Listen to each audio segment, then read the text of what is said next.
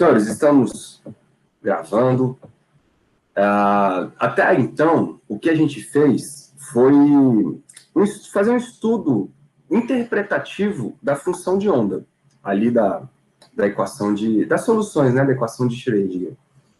Hoje, galera, nós vamos pegar a equação e daquela equação a gente vai começar a descobrir quais são as soluções que satisfazem aquela equação.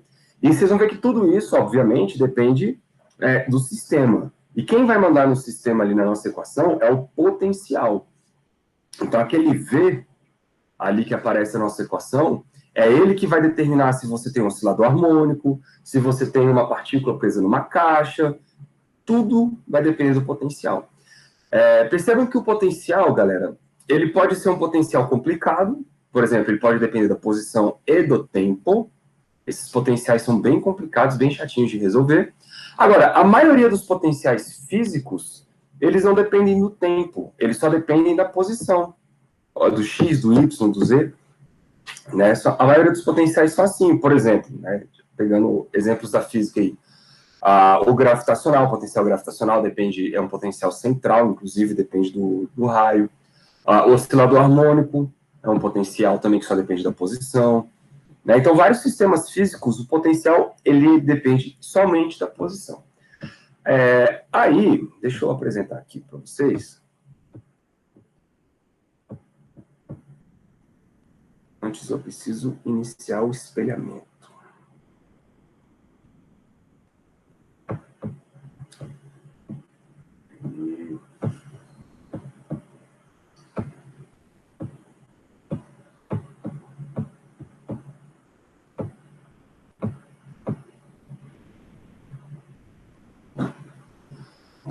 Pronto. E aí, então, o que nós temos, galera? Eu vou começar com a equação de Schrödinger. E essa equação de Schrödinger, ela tem as duas facetas, né? Você pode escrever ela com dependência temporal e ela sem a dependência temporal. Eu vou reescrever para vocês a que não tem a dependência temporal, porque é ela que vai ser a nossa meta hoje, tá? Então, eu vou botar aqui assim, a equação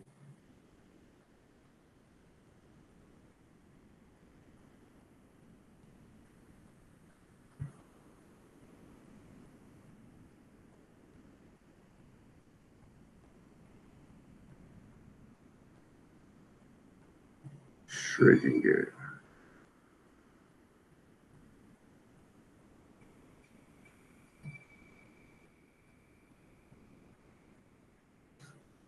Eu vou escrever a equação com a dependência temporal. Vocês já viram ela nos dois cursos aí para trás, tanto de Introdução à Física Moderna. Lá em Introdução à Física Moderna não tem ela tão bem detalhada, né? Mas lá no curso de Física Quântica você já viu um pouquinho mais. Aqui eu já vou meter ela na cara aqui, ó. I, H cortado, D psi. Aí esse psi, galera, é o psi maiúsculo, tá?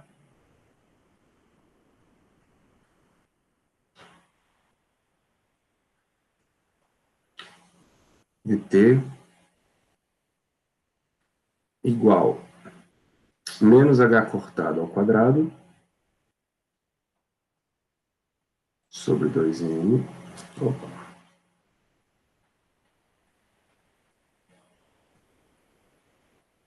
Aí existe aqui uma derivada. Eu estou em uma dimensão, tá? D2 d psi, mas aí aqui entra o tal do potencial. Esse potencial ele vai depender só do x, na maioria dos casos. Bom, e aí, então qual é a proposta? A gente vê que essa função ela tem duas partes, uma parte que depende da posição e outra parte que depende do tempo. Aí uma das estratégias é a gente fazer uma separação de variáveis. Então, vou fazer assim, ó, fazendo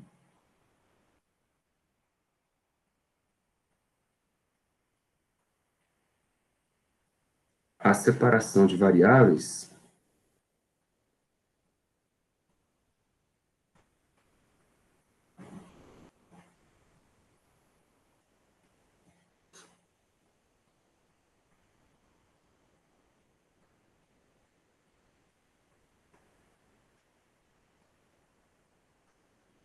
Que separação de variáveis é essa? Eu consegui separar a parte temporal da parte espacial. E aí a gente escreve assim, ó, o psi grande, que depende de x e depende de t, ele pode ser, então, desmembrado em duas partes. Uma parte espacial, que a gente escreve a função psi de x, aí esse psi é o minúsculo, e aqui eu vou chamar de φ de t. Certo? Voltando isto, galera, lá na equação de cima, na equação vermelhinha, olha o que vai ficar. IH cortado, aí tem uma derivada aqui temporal. Eu vou aplicar essa derivada temporal nessa função psi, e aí ela está separada, então, psi de x vezes um φ de t. Cachorro. Rapaz. Minha cachorrada.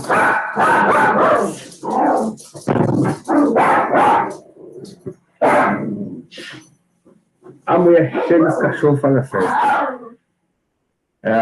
Φ de t, isso é igual, então, galera, menos h cortado ao quadrado sobre 2m.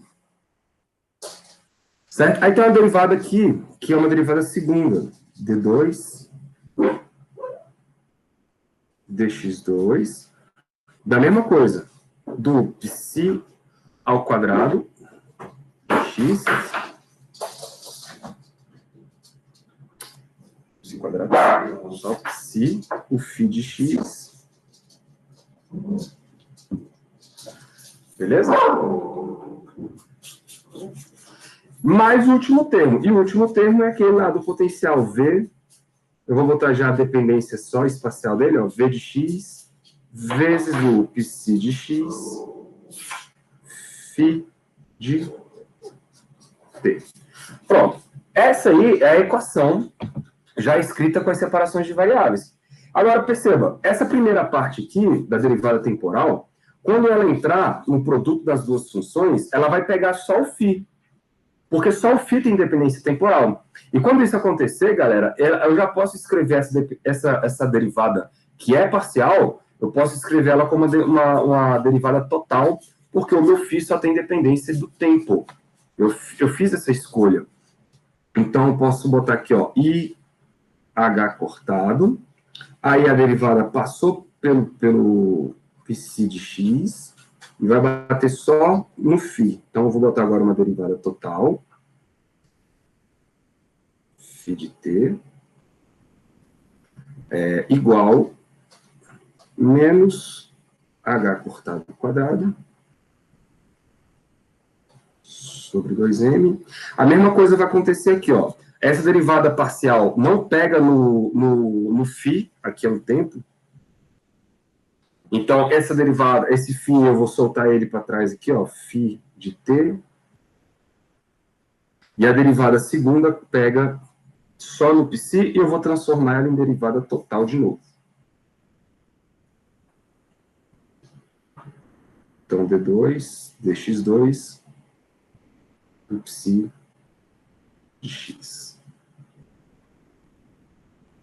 Claro, mais agora o potencial V de x,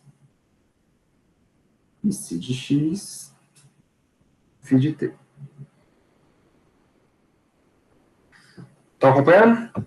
O que a gente vai fazer agora? Eu vou dividir, galera, dos dois lados. Então, dividindo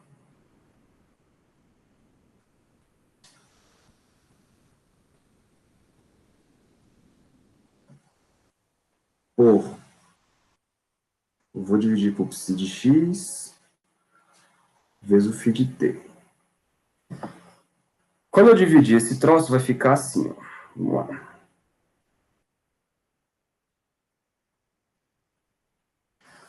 Ó, já vou fazer rápido. Quando eu dividir o lado esquerdo, vai matar o psi de x, estão vendo? E aí vai ficar um φ de t embaixo. Quando eu dividir o lado direito, o φ de t vai cortar E onde tem um potencial vai cortar os dois, as duas funções. Então, nós vamos ficar com algo parecido com esse aqui. IH coitado. Aí eu cortei o psi, vai dividir aqui, ó, o φ de t.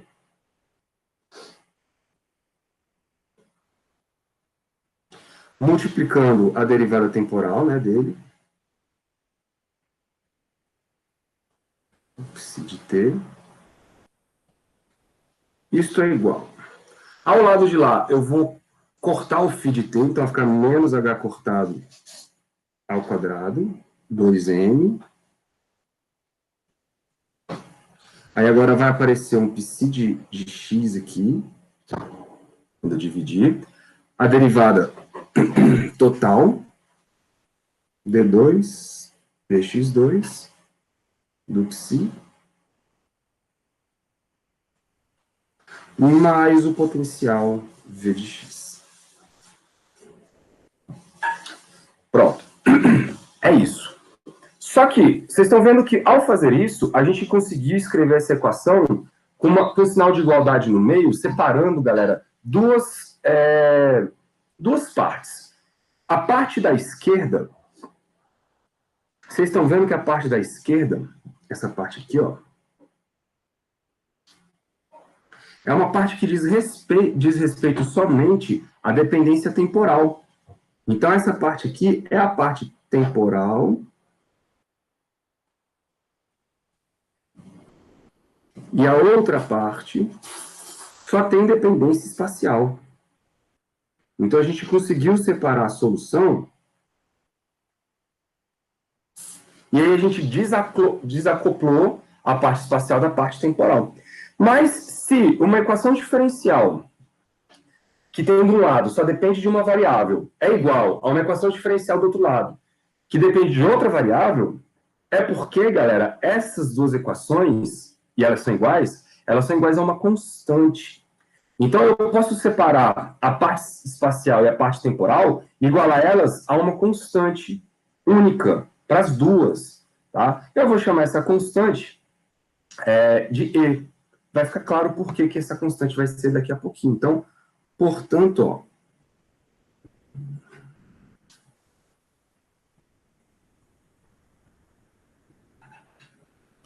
o que vai rolar? A primeira parte, que é a parte temporal, vamos escrever IH cortado sobre o φ de t.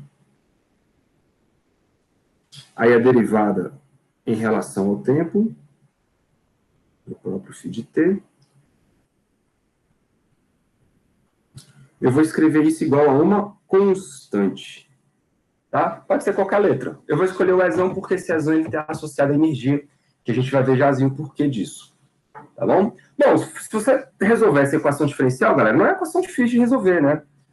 Você separa as variáveis, você pode, por exemplo, escrever assim, ó, isso aqui é uma derivada total, isso aqui é dt. Eu vou começar e depois vocês podem terminar. Isso aqui é dφ, não preciso mais escrever a derivada, a dependência temporal, porque já é claro, né, que ela está aí. Então, ó, dφ sobre φ, isso vai ser igual a, passo i para cá, fica menos i, e sobre h cortado, dt, não é isso?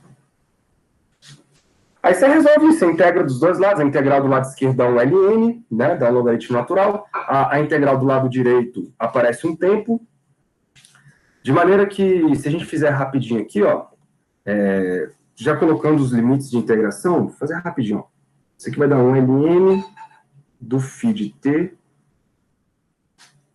menos um ln, né, do φ de t0, por exemplo. Isso é igual a menos i e sobre h cortado, que multiplica um intervalo de tempo t menos t0. Tudo bem, galera? Isso aí para vocês? Isso aqui não é nenhum segredo, né? Bom, aí, o ln de uma coisa menos ln de outra coisa, Isso aqui dá o ln das duas coisas divididas, né? Não, já conheci, deixa eu fazer. Então, vai ficar ln de T sobre o φ de T0. Isso tudo é igual a menos I e T menos T0 sobre H coitado. Beleza? Aí você joga aí a propriedade dos logaritmos, né? O logaritmo tem base E, então você pode escrever que o φ de T ele é igual a um φ de T0 exponencial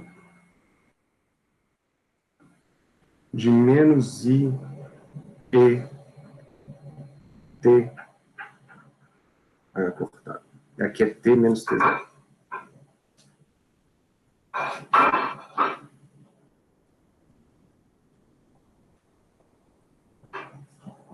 Bom, aí a gente faz algumas escolhas aqui, ó. Esse φ de T0, isso aqui é uma constante, né, cara? Isso aqui é uma constante. E essa constante, ela tem a ver com a constante de normalização, e ela pode ser absorvida lá pela parte espacial. Então, a gente não precisa escrever ela aqui. Então, eu posso colocar esse cara aí como 1, por exemplo, e escolher o T0 como 0, né? Quando eu faço isso... Deixa eu trocar essa cor aqui. Isso aqui vai ser uma constante. E eu vou escolher o T0 igual a 0. A gente tem uma equação desse naipe aqui, ó. Φ de T é igual a E elevado a menos I e T H cortado. Certo, galera? Esta é a solução espacial. Então, vocês estão vendo que a solução temporal. A parte temporal, ela tem uma dependência com a energia do sistema. Então, a energia do sistema, de alguma maneira, está associada ao tempo. Jazinho, isso vai aparecer mais claramente. Bom, para a parte espacial, vai ficar assim, ó. Para a parte espacial,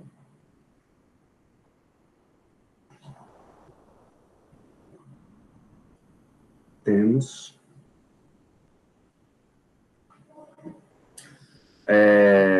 menos H cortado, né? Sobre 2M. E aí apareceu aqui um psi de x, não sei se vocês lembram. Aí tinha uma derivada segunda aqui, D2, dx2, do psi de x, mais o potencial V de x.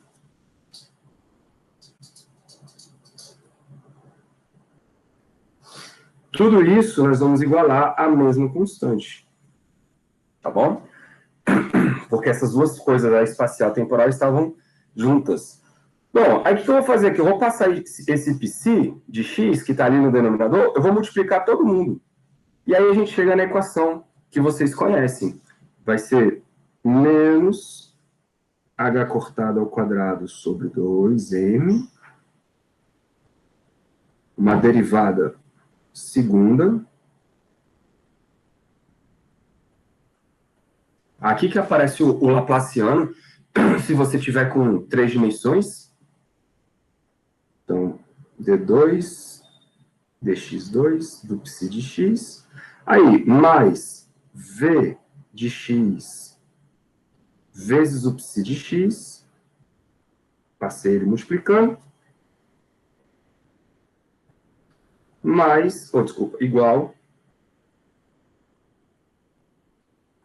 e psi de x. Certo, galera? Essa é a famosa equação. Vou botar aqui, ó. Essa é a famosa equação do senhor Schrödinger.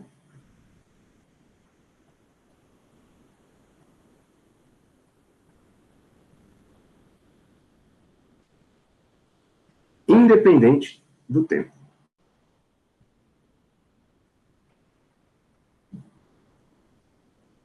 Independente do tempo.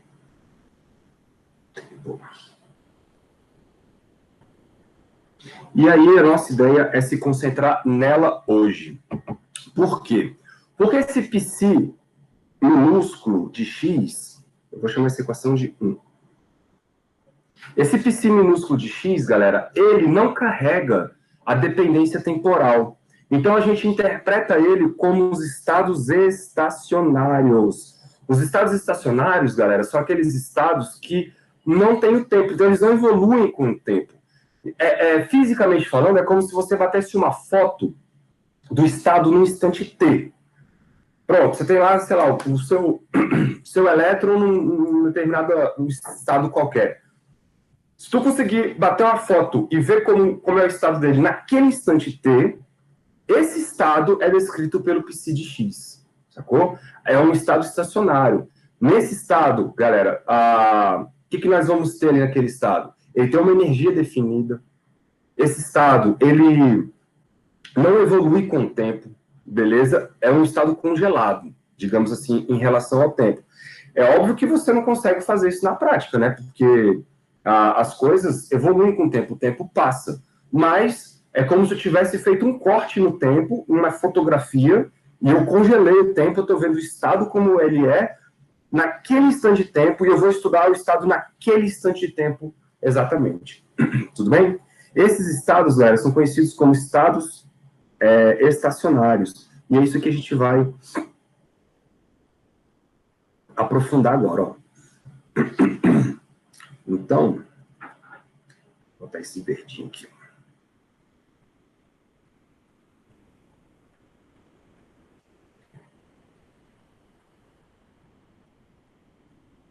Estados estacionários.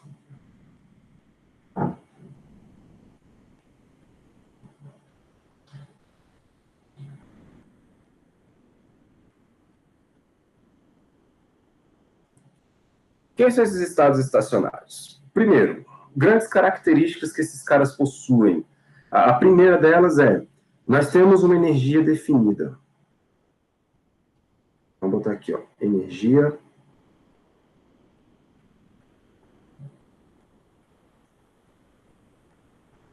total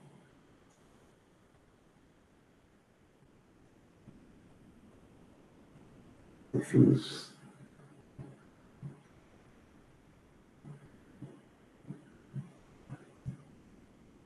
Como que a gente enxerga a energia, galera? A energia, a gente sabe que ela é a soma de duas partes, né? É a soma da energia cinética mais energia potencial, né? Lá na mecânica clássica, a soma da energia cinética mais energia potencial, ela te dá uma função. E essa função é chamada de função hamiltoniana. Aqui nós vamos carregar esta notação também. Nós vamos usar o hamiltoniano, que é a função hamiltoniana que representa a energia total. Então, esse carinha aqui, ó, nós vamos chamar ele, daqui para frente, de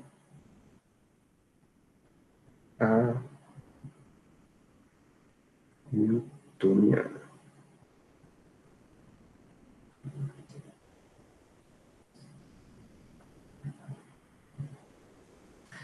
Isso é homenagem ao Hamilton. Beleza. Como é que a gente escreve a energia cinética? Vocês lembram que a energia cinética é a massa, velocidade ao quadrado, sobre 2. Né? Mas a gente pode escrever isso em função do P. Porque vocês lembram que o P, para a gente aqui, ele tem um significado interessante. O P, existe um operador associado ao P, ao momento linear, né? E aí a gente vai escrever, então, a energia cinética clássica em função do P. Né? A gente sabe que o P é igual a massa vezes velocidade. Então, a energia cinética fica P ao quadrado sobre 2M. Certo? Isso é a mesma coisa que mv quadrado sobre 2. Não muda nada. Mais o v de x. Mais o v de x. Que é o potencial. Aí, galerinha, agora que vai entrar a grande magia do negócio. E essa grande magia, ela vem do seguinte. Eu vou agora elevar a categoria de operador esse hamiltoniano. E eu vou chamar isso de operador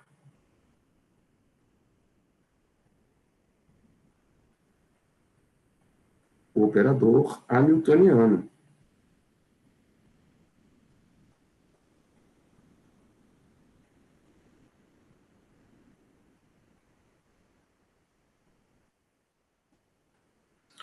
Como que a gente faz isso? Ora, eu faço a troca natural, que a gente chama de troca canônica, tá? O P clássico, que é uma variável, na mecânica quântica, esse P ele é um operador P-chapéu, que representa por menos I, H cortado, a gente viu isso na aula passada, D, dx. O nosso operador X, posição, X chapéu, ele não tem grandes mudanças. Na verdade, não tem mudança nenhuma. Tá?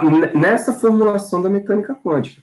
Existem outras formulações da mecânica quântica, tá? Por exemplo, existe uma formulação no espaço de fase que deixa tanto o momento quanto a posição em pé de igualdade. Então, eles têm a mesma estrutura, digamos assim. Então, existe o operador P e existe o operador X, que é o operador Q, tá? E eles têm lá uma estrutura simétrica. Bom, mas para essa formulação aqui não. Essa formulação a gente usa assim do jeito que está. Isso quer dizer o seguinte, galera. Quem é o operador hamiltoniano? Ele é o Hzão chapéu. Isso vai ser o P chapéu ao quadrado sobre 2M mais o V x chapéu. Então, eu tornei as minhas variáveis clássicas, tornei elas operadores, e isto nós chamamos de quantização da função hamiltoniana. Então, a gente quantizou essa função. Essa quantização, galera, é chamada de quantização canônica. É a simples troca das variáveis por operadores. Existem outras formas de quantização. Essa é uma delas. Ela tem como é que eu posso falar? Tem seu lado bom, que é a praticidade, né? Mas ela tem um lado ruim, por exemplo. Se seu hamiltoniano, vamos supor, ele for hamiltoniano que depende de... Vou botar bem simples, assim, ó. Fosse assim, x vezes p. Classicamente, cara, x vezes p é a mesma coisa que px. Não é isso? É a mesma coisa que px. Agora, quanticamente, se você quantiza esse negócio, você escrever isso aqui, ó, você pode estar cometendo um erro. Por quê? Porque a ordem x com p diferencia. Então, você vai ter que fazer uma outra forma de quantizar esse sistema. Uma forma, já adiantando para vocês, é simetrizando. Você faz xp mais px e divide por 2. Beleza? Isso é uma forma também de quantizar o hamiltoniano. Existem várias, tá, galera? Existem vários métodos de quantização. Esse aqui é um deles, ele é prático, nós vamos usar ele hoje. Bom, fazendo então a substituição, fica assim, ó, H chapéu é igual. No lugar do P vai entrar aquele operador que eu coloquei ali, menos I, H cortado D dx ao quadrado. Esse é o P, né? Aí fica 1 sobre 2M, aqui, mais o V de x. O x é o x mesmo. Beleza. Então, meu H chapéu, olha só. IH cortado ao quadrado. Galera, o menos some, né? Só que ele aparece de novo, porque I ao quadrado é menos 1. Certo? Então, a gente fica com menos H cortado ao quadrado, dividido por 2m. O 2m vem para cá, já que ele é uma constante. A derivada aplicada duas vezes, ela é a derivada segunda. É d2 dx2 mais v de x. Pronto. Aí, se você olhar para a equação 1, velho, olha a equação 1 aqui que está acontecendo, ó. Você tem um H embutido dentro dela. Porque este termo aqui aparece lá, olha só, menos H cortado ao quadrado d2 dx2, e o V está aqui. Certo? Então, o que a gente pode fazer? A gente pode colocar esse psi que tem aqui, ó, e esse psi que tem aqui, eu posso colocar ele em evidência para a equação 1. Então, vamos fazer isso?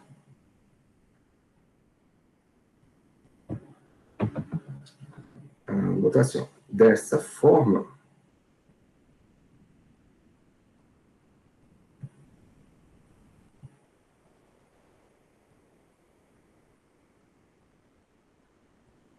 A equação 1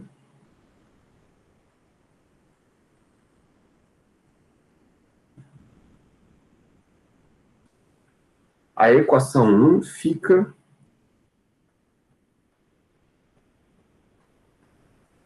vamos lá. Acabou o espaço. Vou botar o psi em evidência. Então, vou abrir um parênteses. Menos H cortado ao quadrado sobre 2m d2. Na verdade, isso aqui é a derivada segunda, é uma derivada parcial, mas tanto faz, né? Para esse caso.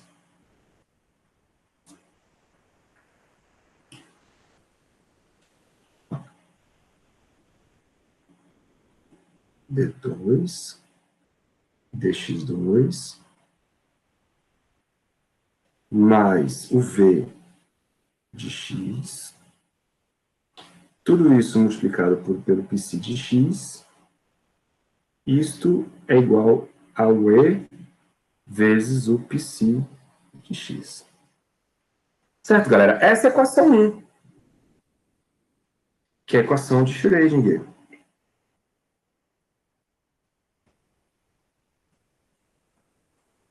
Né? Percebam que isso aqui é importante, tá?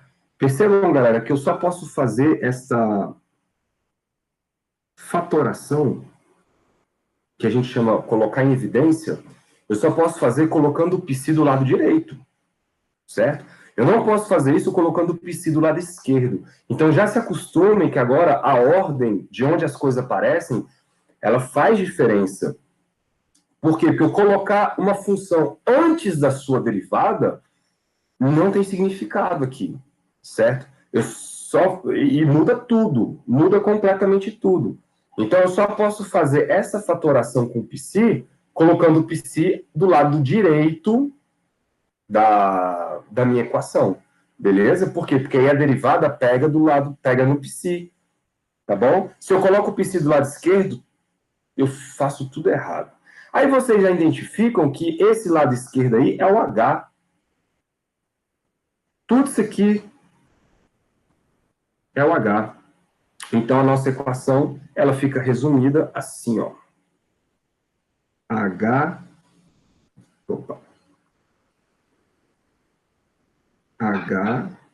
psi é igual a E psi. Galera, esse resultado, ele é simplesmente base da mecânica quântica. O que está acontecendo aqui? Eu tenho uma função de x que quando eu atuo um operador H em cima dela, isso me cospe um resultado numérico, que é que a gente chama de alto valor. E esse alto valor está associado a quem? A energia. Por quê? Porque o H é a energia do sistema. É por isso que a gente escolhe o E como essa constante ali do problema. Então, percebam, essa equação, galera, ela tem ela tem vários nuances aqui dentro. Primeiro, um nuance novo. O H não é uma coisa trivial. O H é um operador. E quando eu atuo o H em cima da função psi, o resultado disso é um número vezes o próprio psi. Isso, galera, lá na álgebra linear tem nome. A gente diz que o psi é uma autofunção do H. Tá? E esses S, os valores que esse E pode assumir, são chamados de autovalores. Eu vou escrever aqui para vocês, ó. Então, primeira coisa, psi de x é autofunção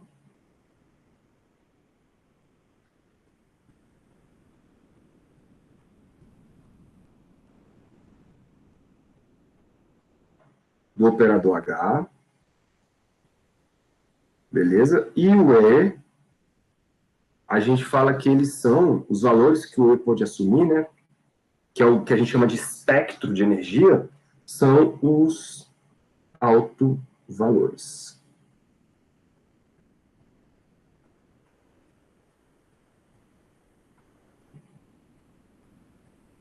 São os autovalores.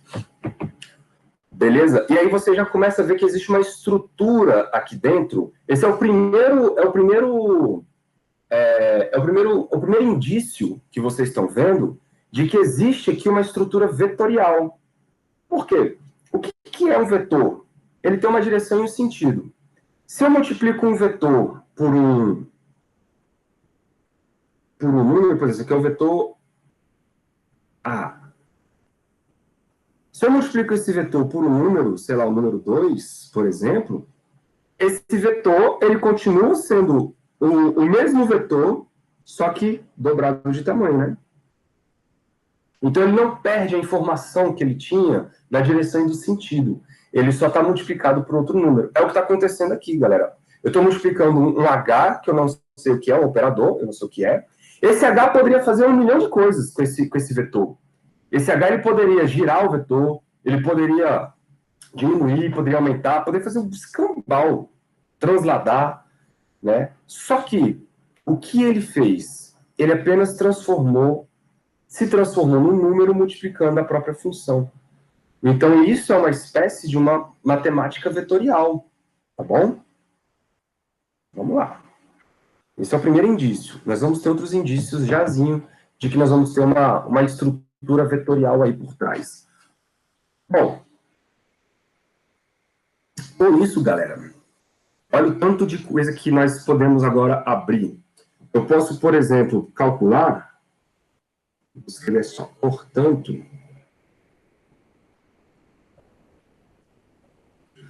o valor esperado, por exemplo,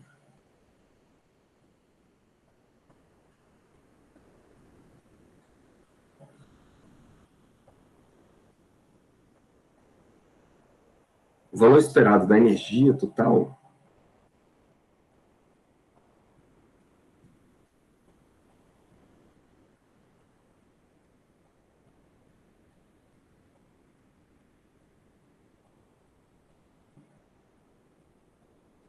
fica como? A gente sabe calcular o valor esperado, né? O valor esperado do H, por exemplo, de acordo com o que a gente viu na aula passada, tem que ser uma integral. Lembra que eu pedi para vocês já se acostumarem com a ordem? Era o psi, H, psi, dx. Olha que legal, cara. E a gente sabe que o H da equação lá de cima, a gente sabe que o H, quando atua no psi, ele cospe um número. Então, o H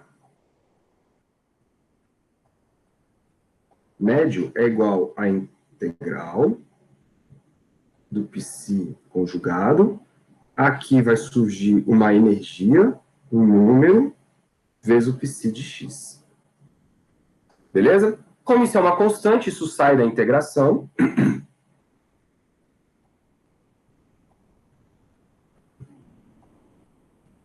Ele sai da integração, e aí a gente escreve a energia integral de π estrela π, né?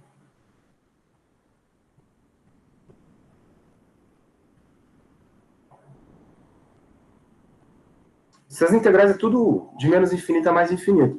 Ora, galera, essa integral aí é a integral do π quadrado, né? E isso é 1.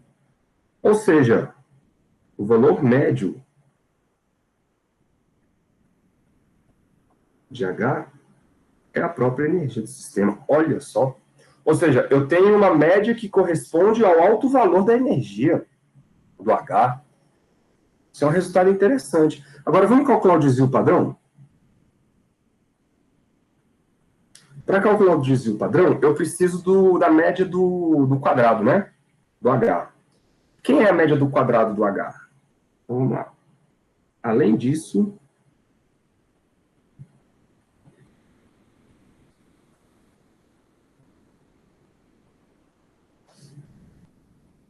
quando eu atuo, por exemplo, o operador H ao quadrado na minha função π, isso é a mesma coisa que escrever assim, ó, H que atua no H que atua no π. Tudo bem? É a mesma coisa, é o H atuando duas vezes. Isso vai ser igual... Galera, a primeira parte, a parte do parênteses, eu sei o resultado. Isso dá assim, ó, H e π. E o E é um número. Esse E pode ir para fora, porque é um número. Quando um operador atua numa constante, nada acontece. Tudo bem? Não tem espaço aqui, eu vou escrever aqui mesmo. Isso vai ficar, então, E que multiplica H. Olha lá, trouxe o H agora para perto da função. E, de novo, eu sei quanto dá esse resultado. Então, o H quadrado atuando no π, isso é igual a E vezes... Olha o E de novo aparecendo.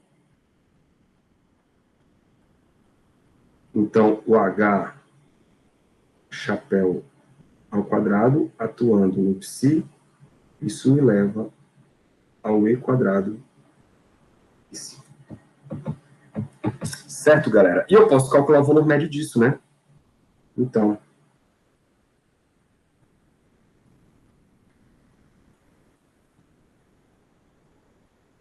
o valor médio do H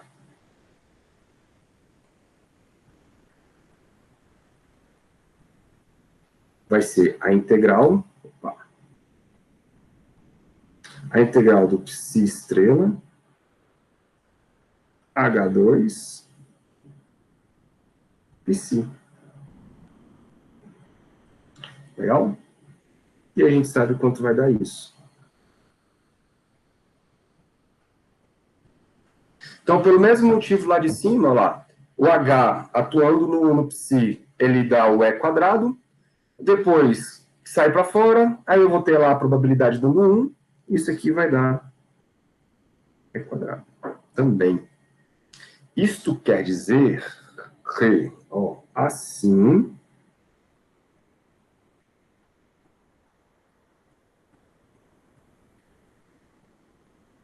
trocar de cor não, assim, o desvio padrão associado à grandeza H, que é a nossa energia, né, ao quadrado, isto é, lembrem, a média do quadrado, certo? Menos o quadrado da média.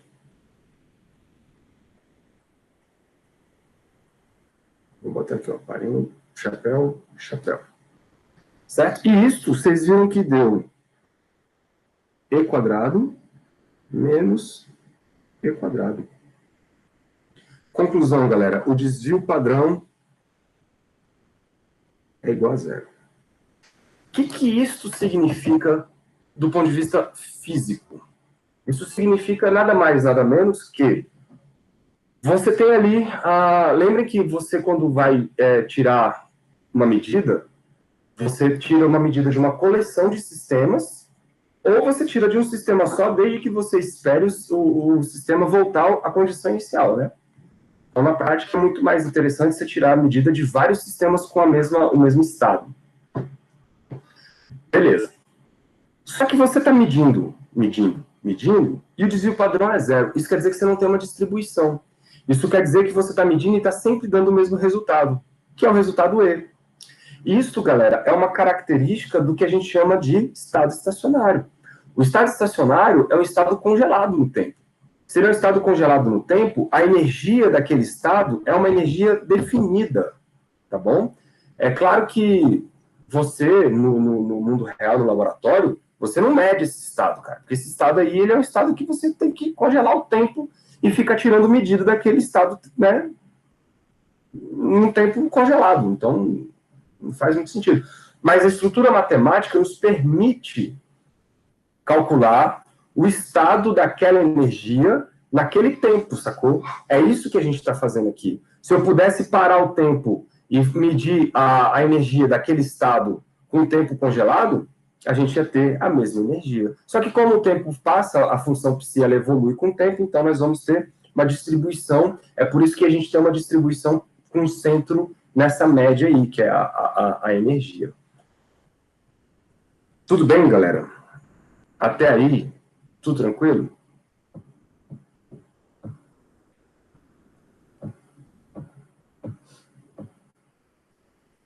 Beleza, Lucas? Sim. Guilherme, tranquilo também? Qualquer dúvida, vocês podem falar aí, tá, galera? Bonito isso, né?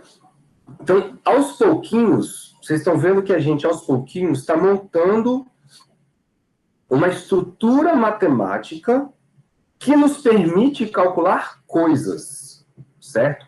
E essa estrutura matemática, ela já está dando indícios de que ela tem uma estrutura vetorial, tá? E que nós vamos poder associar isso com matrizes depois, beleza?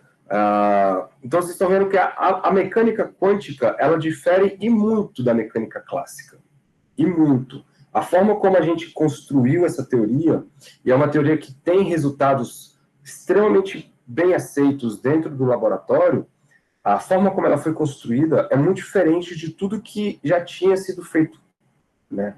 Porque o mundo quântico, a forma como nós interagimos com o mundo quântico é uma forma que a gente não obtém informações ali precisas, são probabilísticas. Só que a gente vai construindo a teoria da maneira que a gente vai encaixando as nossas ideias. Então, uma forma é uma solução de separação de variáveis, que tem a separação espacial e a temporal.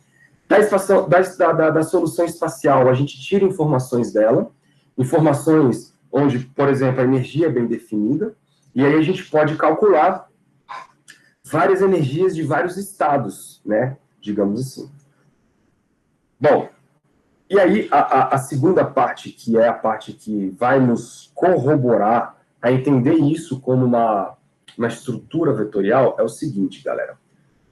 A equação de Schrödinger, dependente do tempo, aquela número 1 que eu fiz o número lá no começo da aula, ela, galera, tem uma propriedade muito interessante. Se eu, por exemplo, tenho como uma solução daquela função, uma solução psi que eu vou chamar de psi1, de x e t, eu posso ter uma outra solução, psi2, de x e t. E eu posso ter outra solução, chamada de psi3, de x e t. Aquela equação, ela me produz infinitas soluções diferentes. Olha só que coisa. Infinitas soluções diferentes, o que vai mudar de uma solução para outra? Vamos voltar lá?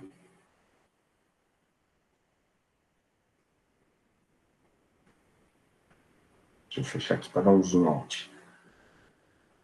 Olha só, essa equação que eu estou dizendo. Essa equação, galera, ela vai...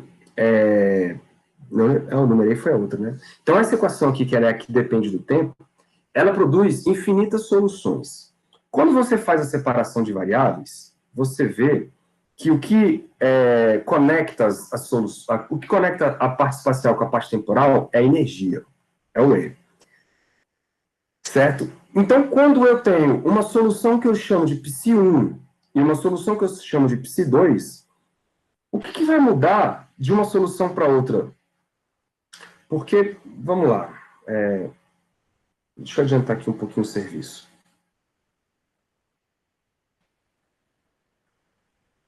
A solução geral que eu digo assim, que depende do tempo e depende do espaço, né? Ela é uma coisa do tipo x de t,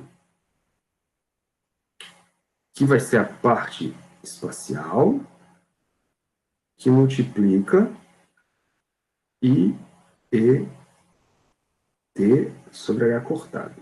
Beleza? Isso é uma solução. Se eu tiver uma segunda solução, se eu chamar isso aqui de psi1, psi1, o que está mudando quando eu chamar de psi2? É isso que eu quero que vocês enxerguem. X, T. Isso vai ser um psi2 de X e uma energia I, E sobre 2.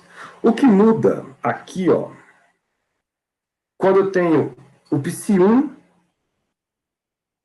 quando eu tenho o psi2, quando eu tenho o psi3 e assim por diante. O H é uma constante, não muda. O M é uma constante, não muda. O potencial é o potencial do sistema, é o mesmo. Então, a única coisa que está mudando aqui é a energia. Então, cada uma das soluções vai ter uma energia diferente. É por isso que nós chamamos isso de espectro de energia, certo? De maneira que cada solução aqui, ó, vai aparecer E1, E2, E3, E4, E5. Então, esses valores das energias são chamados autovalores, vão me dar o espectro energético do sistema, beleza? E aí a gente pode escrever assim: se cada uma dessas soluções é uma solução, então a soma, ou seja, a combinação linear também é solução.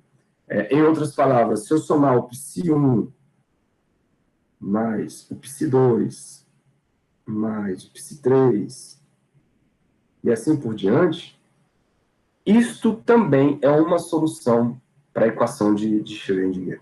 Tudo bem? Ou seja, eu tenho aqui uma combinação linear de estados. Então é isso que eu vou escrever aqui para a gente. Ó. Letra B, qual foi a cor que eu usei?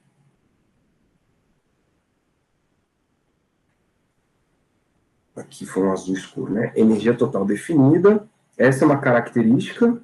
E a outra característica dessa separação de variáveis aí é que... Não, foi um azul escuro. 2. Eu posso ter uma combinação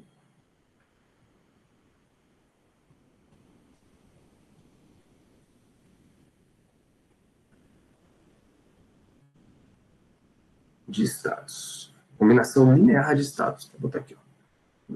Tá bom, sim.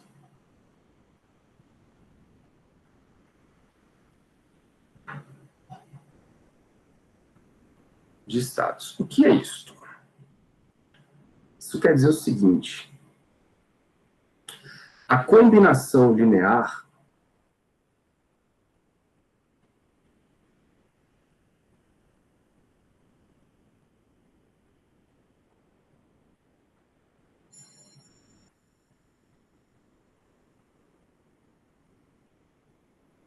é a combinação linear das soluções. Oxi.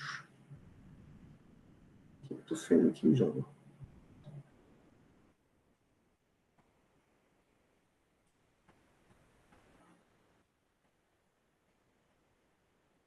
Hein? Rapaz, vocês entenderam o que aconteceu aí? O bicho sumiu tudo, ó. Credo. Deixa eu escrever de novo.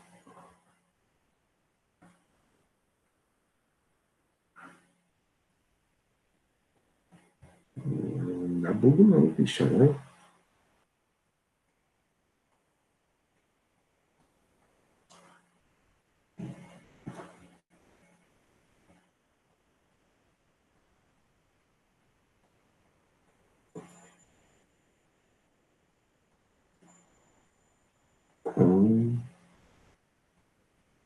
Combinação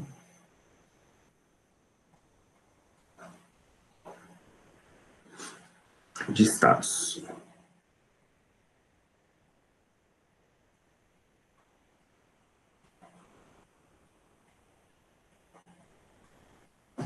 Então, beleza. Vou reescrever aqui, ó. A combinação. Então, a combinação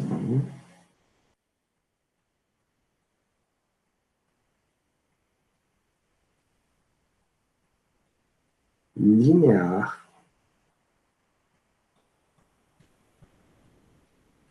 das soluções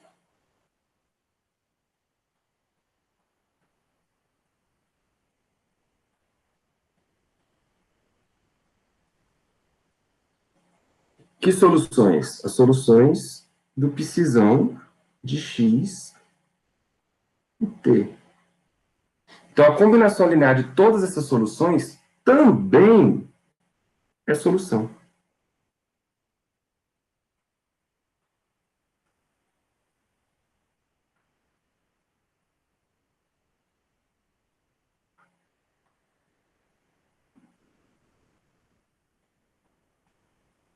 Certo? O que quer dizer isso?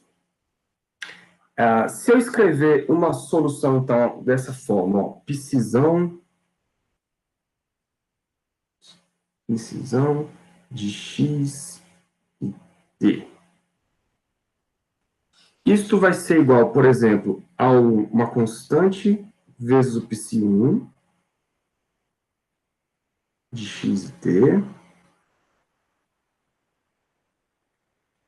Tem que ter essa constante, tá, galera? Porque é uma combinação linear, né? E essa constante, ela pode ser uma constante imaginária, complexa, tá? E, na maioria dos casos, ela vai ser. Então, C1, psi1, mais C2, psi2,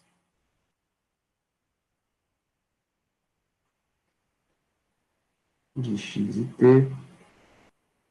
E assim por diante, até a última solução. E são infinitas soluções, tá? Então, não vai ter a última. Isto, quando você escreve separando as variáveis, você encontra isso aqui, ó. C1 vezes. Olha quem é o psi1 de x. O psi1 de x é o psi pequeno de x, eu separei as variáveis, vezes e elevado a menos i é 1 sobre h cortado, vezes o tempo, mais C2, separei a variável de novo, psi pequeno de x elevado a menos i e2 vezes o tempo, mais as outras soluções. Tá? Aí vai ter o C3, aqui é um C2. C3, C4, tal, e assim por diante. E aí eu posso reescrever isso como uma soma, né, de funções. Então eu posso escrever, eu posso escrever que minha solução geral psi de x e t, e aqui é o psizão,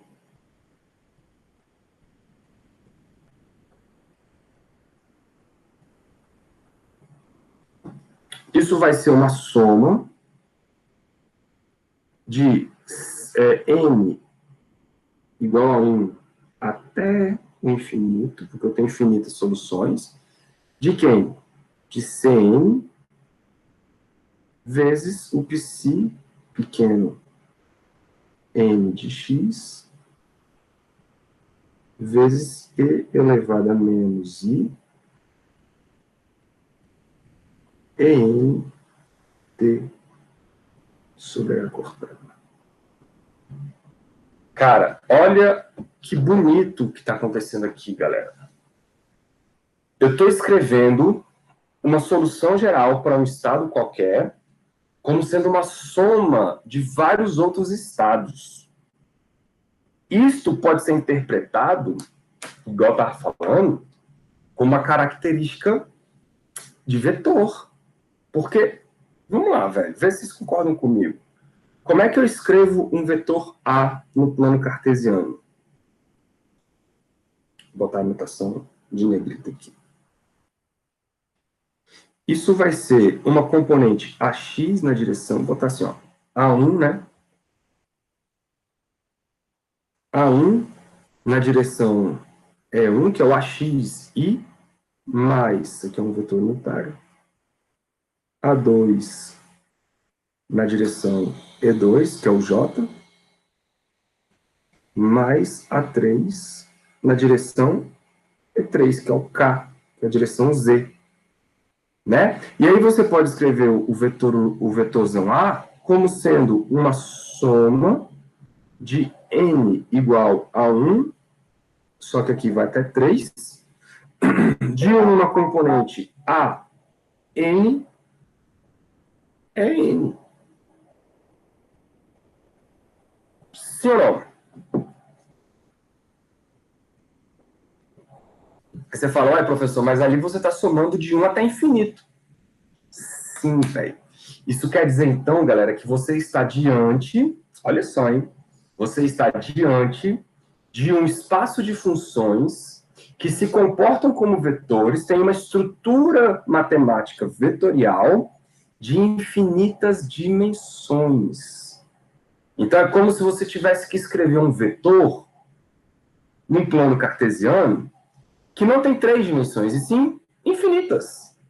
Aí você tem que abstrair na sua cabeça, um mundo infinito, de infinitas dimensões. Ele existe? Não, a gente não consegue nem conceber isso, né? A gente apenas faz uma estrutura matemática na qual essa minha função, ela tem um comportamento de vetor, em que eu posso decompor isso numa estrutura infinito dimensional. Chique, né, velho? Tem que remoer um pouco isso na sua cabeça, para isso ficar bem assentado, tá? E o pior, essas dimensões que a gente está escrevendo, por exemplo, a gente sabe que no plano cartesiano, cada eixo desse, ele é perpendicular com o outro, né? Isso quer dizer que por exemplo, o EI escalar com EJ, isso tem que dar um delta de IJ, né? Se os dois eixos são diferentes, por exemplo, E1, E2, escalar E2, dá zero. Por quê? Porque o eixo I e o eixo J são, por exemplo, perpendiculares. Né? Então, o produto escalar vai dar zero. Só vai dar 1 se você tiver o produto escalar dele com ele mesmo. Porque ele é alinhado, aí vai dar 1. Aqui é a mesma coisa, galera. Se você pegar o produto escalar de duas funções, psi1, psi2, como que a gente escreve isso nesse nosso espaço? A gente faz a integral de psi1, psi2, dx. E isso dá zero. Olha que coisa linda. Então, você está diante de um espaço vetorial associado a funções. É por isso que essa estrutura, ela foi desenvolvida diferentemente por duas pessoas, o Heisenberg e o Schrödinger. Aí a gente chama isso de representação de Heisenberg e a representação de Schrödinger. Um escreveu tudo isso em forma matricial, o outro escreveu tudo isso em forma de autofunções, né? de operadores. Depois, eles conseguiram provar que as duas estruturas são idênticas, levam aos mesmos resultados. É só uma maneira diferente de escrever a mesma coisa. Por quê? Porque tudo isso é, na verdade, um espaço vetorial, tem um comportamento de vetores, só que de infinitas dimensões. Eita, bichão, vocês vão passar o final de semana com isso remoendo na casa de vocês. Certo, galera? Chique, né?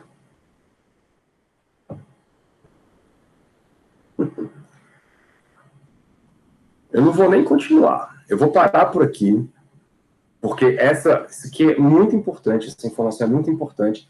E aí nós vamos, a partir da aula que vem, nós vamos fazer aplicações disso. Então, eu vou voltar, por exemplo, para alguns sistemas que vocês já viram lá em disciplinas passadas. Nós vamos ver a partícula dentro do poço infinito, nós vamos ver o potencial do oscilador harmônico, nós vamos retornar aqui, nós vamos revisitar aquilo, só que agora com uma outra estrutura, com outro pensamento, com uma nova forma de ver as coisas, muito mais poderosa, que é essa estrutura que vocês estão diante, que é uma estrutura vetorial de infinitas dimensões. Certo, galera? Alguma dúvida?